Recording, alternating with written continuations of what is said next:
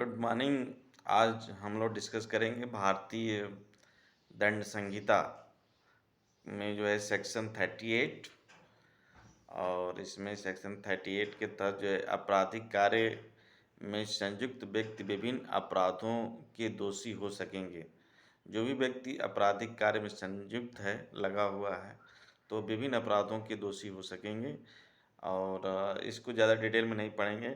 उसके बाद सेक्शन 39 में स्वेच्छा शब्द है। स्वेच्छा का मतलब होता है कि हमें सिर्फ जो है सेक्शन वाइज ही चीज़ों को देखना है, क्योंकि ज़्यादा डिटेल में इससे सवाल नहीं पूछे जाते हैं। तो यह पूछ लिया जाएगा कि सेक्शन 39 किससे संबंधित है।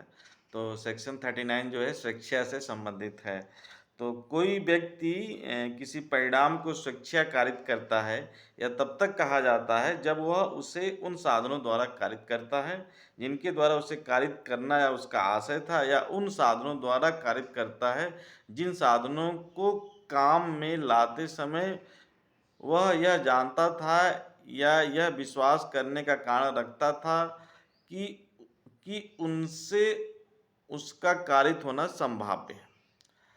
तो एक तरीके से जो है ये आपका सेक्शन जो है 39 में जो है कुछ इसेंशियल एलिमेंट्स हैं। पहला है कि वह उसे उन साधनों से कारित करता है जिनके द्वारा उसे कारित करना उसका आशय था, उसका इंटेंशन था। उस उन और दूसरा पॉइंट वह उन साधनों द्वारा कारित करता है जिन साधनों को काम में लाते समय वह यह जानता था कि उसका कारित होना संभाव्य था। वह उन साधनों द्वारा कारित करता है जिन साधनों को काम में लाते समय वह यह विश्वास करने का कारण रखता था कि उसका कारित होना संभव है। तो इसमें ज़्यादा कुछ नहीं समझिए, आप सिर्फ इतना समझिए कि सेक्शन 39 जो है स्वेच्छा से संबंधित है। अब आता है सेक्शन 40 अपराध। इसमें सिर्फ इतना ही समझना है अपराध क्या होता है।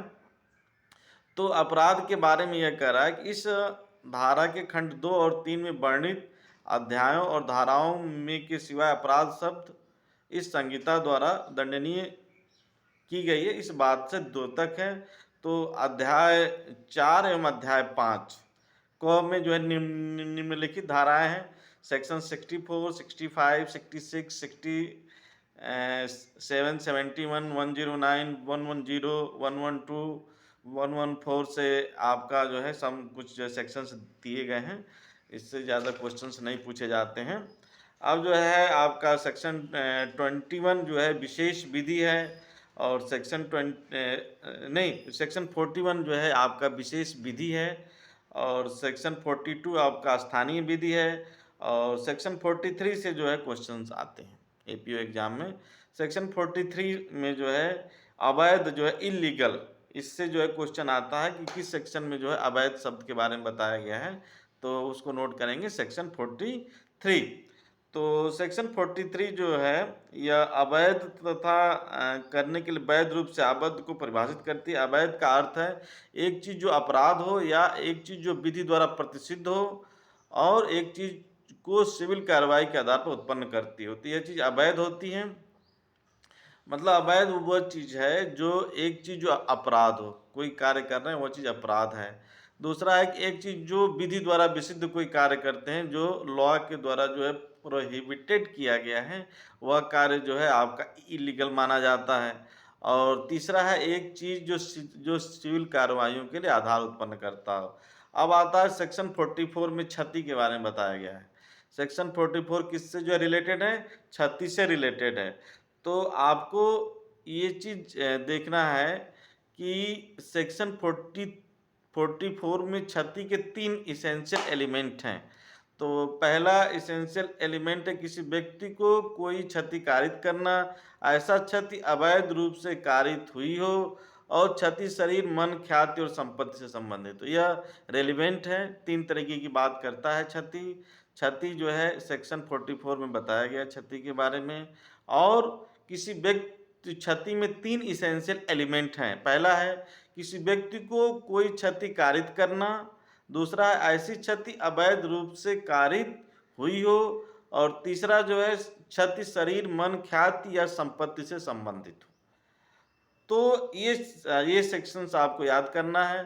सेक्शन 44 जो है क्षति से रिलेटेड है, सेक्शन 43 जो है इलीगल से है, अवैध से है, सेक्शन 42 जो है स्थानीय विधि से है, सेक्शन 41 जो है विशेष विधि से है,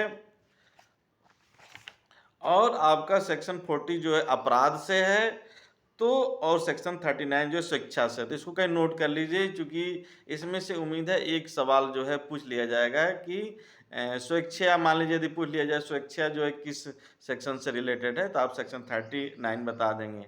अपराध किस सेक्शन से जो है रिलेटेड है, तो सेक्शन 40 बता देंगे। और इस तरीके से आपका 41 जो विशेष विधि, और 42 स्थानीय विधि, 43 अवैध, 44 क्षति। तो ये सब चीज़ें हैं, इसको आप लोग समझने की है। 45 में जो है जीवन के बारे में बताया गया है। जीवन शब्द के बारे में जो है मानव जीवन का द्योतक है। और सेक्शन 46 में जो है डेथ के बारे में बताया गया है। सेक्शन 47 जो है जीव जंतु के बारे में जो है बताया गया है। सेक्शन 48 जलयान के बारे में बताया गया है। और सेक्शन 49 वर्ष मास के बारे में बताया गया है। सेक्शन 50 धारा इम्पोर्टेंट है। सेक्शन 50 जो है 50, धारा 50, धारा शब्द इस संहिता के किसी अध्याय के उन भागों में से किसी एक का द्योतक है जो सिरे पर लगे संख्यांकों पर सुभिन्न किए जाते हैं। और सेक्शन 51 शपथ के बारे में है। और जो वेरी मोस्ट इम्पॉर्टेंट है सेक्शन 52। सेक्शन 52 से क्वेश्चन उम्मीद है कि आ जाएंगे, जिसका है सद्भाव पूर्वक, गुड फेथ, इसके बारे में बताया गया। सेक्शन 52 के बारे में जो है गुड फेथ से संबंधित है। कोई बात सद्भाव पूर्वक की गई है या विश्वास की गई नहीं कही जाती है, जो सम्यक सतर्कता और ध्यान के बिना की गई या विश्वास की गई हो। कोई बात सद्भाव पूर्वक की गई या विश्वास से की गई नहीं कही जाती है, जो सम्यक सतर्कता और ध्यान के बिना की गई, कोई विश्वास की गई हो। तो इस तरीके से जो है आपका जो है एक वस्तु को सद्भाव पूर्वक किया गया हुआ समझा जाएगा जब वह ईमानदारी के साथ किया गया हो, चाहे उसे उपेक्षापूर्ण किया गया हो या नहीं। तो सद्भावना का मतलब है, सद्भाव पूर्वक का मतलब उस कार्य को ईमानदारी से किया जाना चाहिए। तो इस तरीके से आप इसमें से कुछ केसेस भी हैं, उसका जिक्र हम लोग बाद में कर लेंगे। तो सेक्शन 52 जो है आपका सद्भाव पूर्वक से है। सेक्शन 52 को संश्रय, सेक्शन 52 को संश्रय से रिलेटेड है।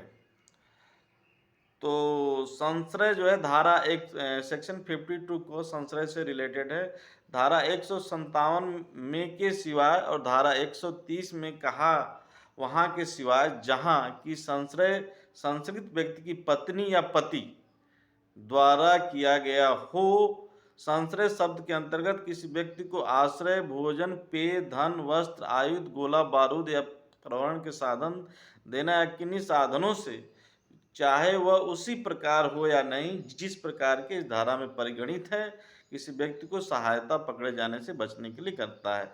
तो संश्रय के बारे में आप लोग समझ गए होंगे। संश्रय में तीन चीजें हैं संश्रय में। पहली चीज क्या है, किसी व्यक्ति को आश्रय, आप आश्रय देते हैं, जैसे किसी अपराधी जा रहा है, आप उसको आश्रय देते हैं, या भोजन देते हैं, या पेय देते हैं, धन देते हैं, वस्त्र देते हैं, हथियार देते हैं, गोला बारूद देते हैं, और अन्य कोई प्रहरण के साधन की आपूर्ति करना, ये भी आपका संश्रय में शामिल होगा।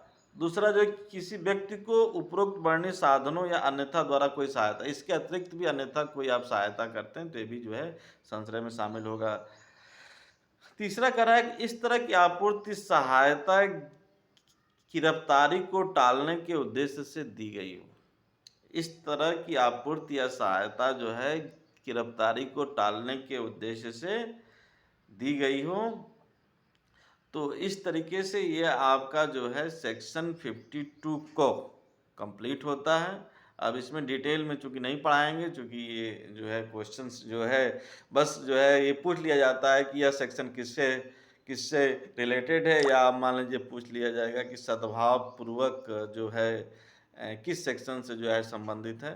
तो ये तो आपका जो है आज जो है हम लोगों ने जो है आपका कुछ सेक्शंस जो है हमने बता दिए हैं। अब आप एक बार फिर से रिपीट कर दे रहे हैं और इसको आप लोग नोट भी कर लीजिए कहीं से। और सेक्शन 39 स्वेच्छा से जो है संबंधित है। सेक्शन 40 अपराध से संबंधित है।